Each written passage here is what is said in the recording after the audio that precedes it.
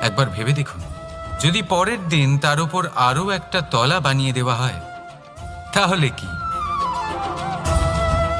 এই ছাদ, যার নিজের উঁচু হবার অহংকার ছিল, যে সব থেকে ওপরে ছিল, সে এবার পায়ের তলায় চলে এসছে। এটাই হয়ে থাকে। মনে কখনোই অহংকার পোষণ করবেন না।